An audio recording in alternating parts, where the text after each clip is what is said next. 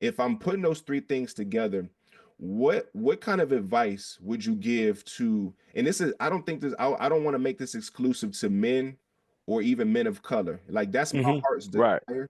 Hmm. But I think it's also prudent.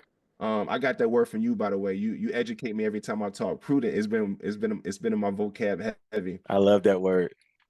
Yes. So in the spirit of like thinking about those three buckets, not just exclusively for men of color, but for anybody that is trying to support people to grow and be the best version of yourselves, what like advice would you give for them to like take action on that journey, man, to be the best version of themselves, knowing that there's a historical track record that they have.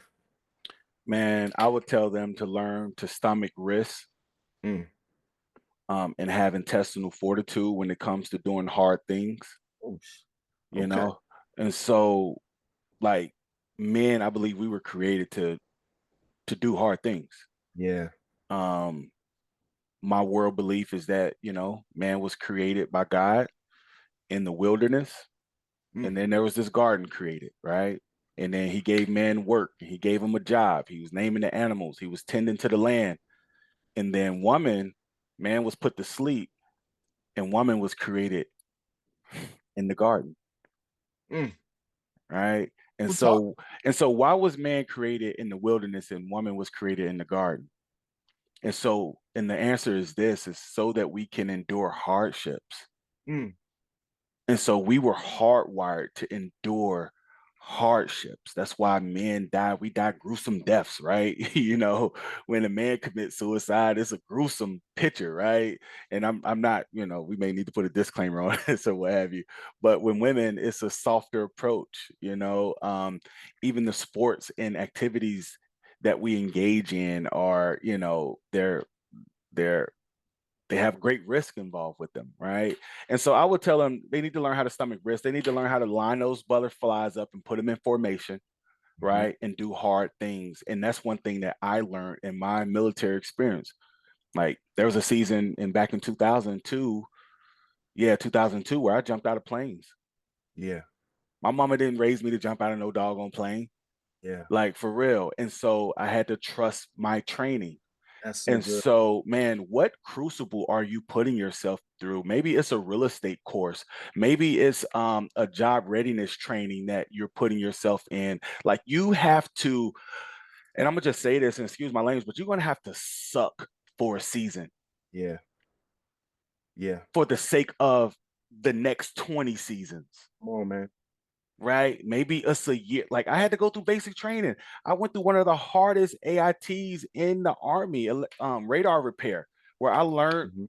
for a year and a half. My school was super long. People were already at their duty stations. I was still in school in the Army, Yeah. learning how to repair radars, learning. I had to take logic. I didn't even know what logic was. I failed algebra. I had to take Yeah. logic. I had to learn ones and zeros. I had to learn circuit boards. I made remote controls from scratch. Like, but this is happening in the wilderness, Yeah. right? Where's Chauncey? My friends didn't even know that I had joined the military, right? And then when I came out, I had this skill set. I had learned so much and I had to look at myself. It's like I went into the gym for a year and a half, Yeah. right?